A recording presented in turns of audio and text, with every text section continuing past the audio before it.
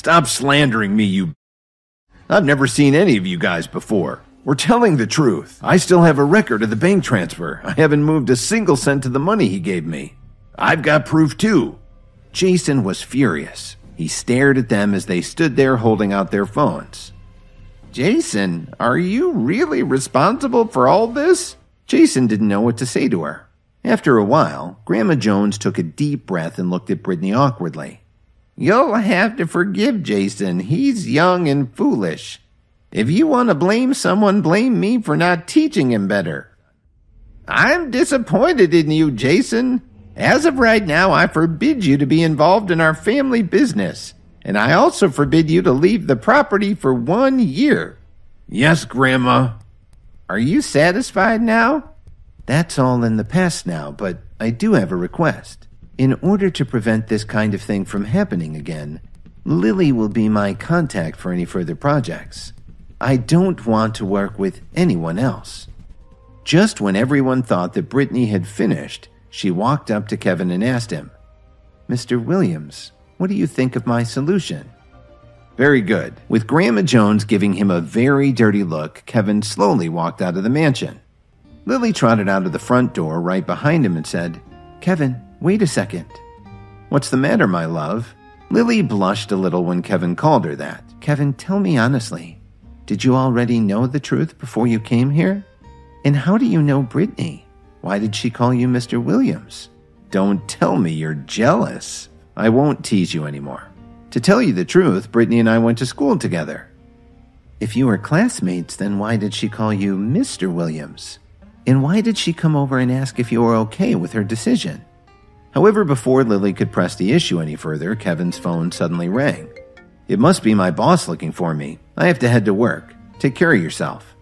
Kevin didn't give Lily a chance to ask any more questions. He just turned around and left. He saw that it was Phoebe calling. Hello, Miss Anderson. Kevin, I really need your help. I'm at the store. I'll be waiting for you at the door when you get here. Kevin waved down a taxi and got to Anderson Antiques in half an hour. As he paid the fare, he felt something in the pit of his stomach. As they walked toward the middle of the room, they could hear at least 10 of the local antique shop owners arguing loudly. I'd bet everything I own. This painting is definitely authentic. Then a third one responded, You don't know what you're talking about. Just look at the frame. There's no way this is genuine. Kevin squeezed through the crowd and saw a man watching all of this with a distraught look on his face. It was Phoebe's father, Truman Anderson. He was examining a landscape painting very attentively. Dad, what do you think? Do you want me to ask another appraiser to take a look? Just then, the man who was trying to sell them the painting asked nervously, Mr. Anderson, can't you see that this is an authentic landscape? We need a decision right away. This certainly looks like a 17th century Dutch landscape. The material looks authentic and I can even see the proper copper and iron pigments. Something's not right. While they were all discussing the painting, Kevin slowly walked up and asked, May I take a look? Aren't you Dorothy Jones's son-in-law? Dad, this is the antique appraiser that I brought in as a consultant. Please be careful. If it turns out to be a forgery, we don't want to owe this man anything for damages, Truman said. Don't worry, sir. The atmosphere in the room changed. Everyone watched patiently to see if Kevin would make a fool of himself. After only half a minute, Kevin's eyes flashed and he stood up straight with an astonished look on his face. How much does he want for it? $200,000. That sounds about right. Can you tell me why this thing is worth $200,000? Have you ever heard of someone named Vermeer? Of course I have. One of the finest Dutch masters. But he only painted 2 landscapes in his lifetime. How could this possibly be a Vermeer? Look closely at the style. The artist's use of light and shadow. There's a distinctive depth to this piece. And the pigments match Vermeer's preferences too. This is a lost Vermeer landscape. I'm certain of it. Truman looked at Kevin in surprise. This time he pulled a magnifying glass out of his suit pocket. Less than a minute later, Truman practically jumped up and down. Mr. Landau, please arrange for this gentleman's payment. Hurry up before the seller changes his mind. Fine, then go ahead and pay me. I still have other things to do today, and I've already wasted a lot of time here. Kevin laughed to himself. The man had no idea what he was giving up for only $200,000. He obviously knew nothing about art, just some guy making a quick buck. So how did someone like that get hold of such a valuable piece of art? Kevin really wanted to find out. Kevin had correctly identified a lost Vermeer landscape in the store, but then he suddenly noticed a few traces of dirt on the painting. Then he recalled that when he bent down to look at the painting, there was a slight moldy scent. Could this painting have been buried somewhere? As soon as he stepped out of the door, he spotted the man who had just sold the painting. Then he tailed him to see where he could be heading. He saw the man go below street level to Wacker Drive. This was in a part of the underground street that was off the beaten path. Greg, did you sell that thing? I sold the painting for $200,000. Easy money. Should we head down to the south side again tonight and see what else we can dig up? Yeah, Max, good idea. Kevin, who was hiding in the shadows, heard everything they were saying. He couldn't believe it.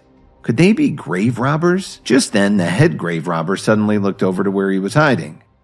Who's over there? You guys are really bold.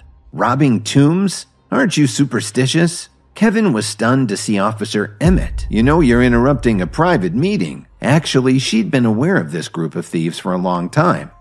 Early this morning, she spotted them near one of the older cemeteries on the south side. She followed them here. She wanted to call for backup, but the cell signal was really crappy down there under the street. You're under arrest. I've recorded your conversation, and thanks for having it out here in public, where I wouldn't need a warrant. If you surrender quietly, I might ask the court to go easy on you. I'll tell you what. Why don't you come with us? Then a few more men came out of the shadows and joined them. Emmet instinctively reached for her hip.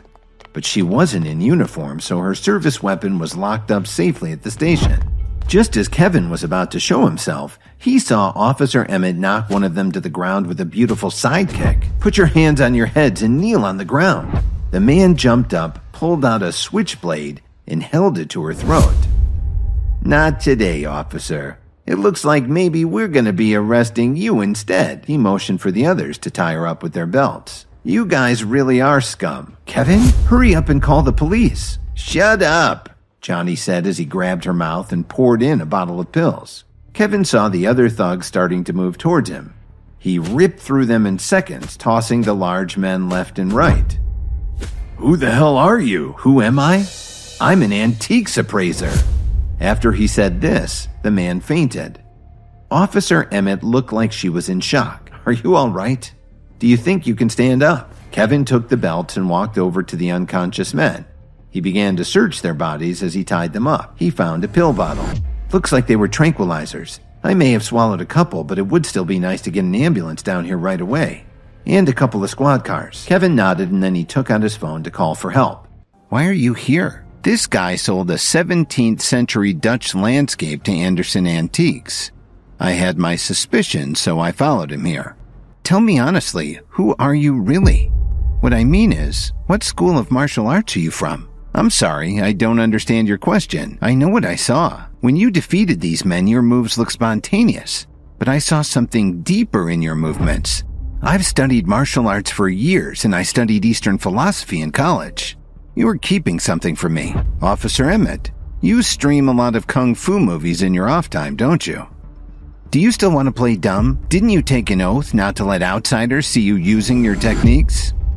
I have no idea what you're talking about. I used to practice some taekwondo when I was a kid. Everything I just did was entirely subconscious. Of course I'm talking about developing your inner power. A lot of people spend years working on this. You seem to be tapping into it without even trying. This sounds like a comic book or something. Are you kidding me? Trust me, I'm deadly serious. There's a lot going on that the average person doesn't know about. And there are some very powerful people who have decided to put their energy into developing businesses, believe it or not. They've become wealthy entrepreneurs, and some of them have very powerful families. Even with all her training, the few pills that she'd taken were starting to make her sleepy. They heard sirens approaching. Looks like the cavalry is here. Wait, take me home. Can you please do this for me? Kevin nodded and waited for the officers to arrive. Officer Emmet mustered enough strength to give them their orders so they could take the men to the station for processing. Kevin managed to get Officer Emmet home safely. I'm really curious. How did you get your strength? If you haven't gotten it through any special training, did you have any help from someone? Help? He thought of the 2 pills Cook had given him. They were supposed to help him restore his strength. Maybe they did something more, and he quickly took out his phone and called his friend. Mitch, I want to know what was in those pills you gave me. One of them was supposed to help boost your energy levels, and the other was supposed to help you with your focus. Why are you suddenly asking me about this? Are you having a problem because of the pills? No, don't worry. I'm fine. Just curious. His eyes fell on the top shelf of her bookcase. There were a lot of martial arts books, guides to natural health, but there were also a couple of old books with tattered spines. Kevin walked over and took them down. The first one he opened was a very old translation of an ancient book on training your ki, your inner power. He was surprised to find that it talked a lot about what Officer Emmet had been saying about training your internal energy. It was a quick read, maybe because of his recent improvement in his focus. Kevin put that book aside and flipped open another one. It talked about the yin and yang, negative and positive energy, and harmony, as well as some ways to make natural medications. When Officer Emmet woke up and saw that Kevin was still there, she immediately jumped up from her chair. Why haven't you left yet? I've got something here and I hope it can help you, Kevin said as he slowly took a reddish-brown pill from his pocket.